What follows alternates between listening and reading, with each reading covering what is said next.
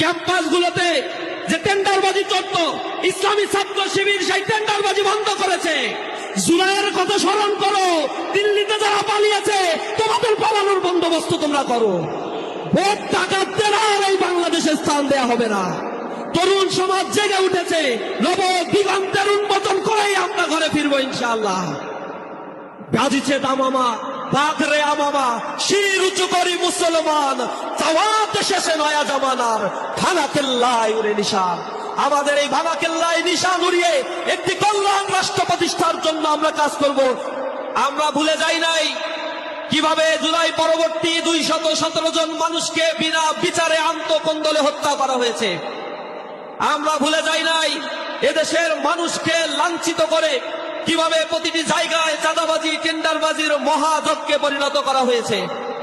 প্রিয় উপস্থিতি, আপনারা লক্ষ্য করেছেন জুলাই পরবর্তী প্রতিটি ক্যাম্পাসে যখন ইসলামী ছাত্র শিবির স্বাভাবিক গণতন্ত্রের যাত্রাকে উন্মোচিত করার জন্য ছাত্র সংসদ নির্বাচনের কথা বলেছিল, এই ছাত্র সংসদ নির্বাচনের ক্ষেত্রে কারা গড়িমসি এবং বাধার সৃষ্টি করেছে। জুলাইয়ের থেকে শিক্ষা গ্রহণ না করে বরং দুর্নীতি, দুঃশাসনের যে ধারাবাহিকতা আমরা দেখেছি তাতে জাতি এখন হতবাক হয়েছে। যারা দুর্নীতিমুক্ত বাংলাদেশ গড়ার জন্য জনগণের সামনে এখন কথা বলছে, এ জাতির মনে আছে 2001 সাল থেকে 2006 সাল পর্যন্ত হাওয়া ভবনের কথা। ছাত্র সংসদ নির্বাচন করেছে, ছাত্র সংসদ নির্বাচন করতে বাধ্য করেছে, তখন শিক্ষার্থীরা আমাদের পক্ষে রায় দিয়ে নতুন একটি ক্যাম্পাস বিনির্মাণের জন্য আমাদের হাতে দায়িত্ব অর্পণ করেছে। 5টি ছাত্র সংসদের নির্বাচন পরবর্তী ক্যাম্পাসগুলোর শিক্ষার্থীরা সাক্ষী, গোটা জাতি সাক্ষী। ইসলামী ছাত্র শিবির দায়িত্ব গ্রহণ করার পরে ক্যাম্পাসে কিভাবে সেখানে একাডেমিক সুষ্ঠু পরিবেশ নিশ্চিত করেছে, জবাবদিহিতা নিশ্চিত করেছে।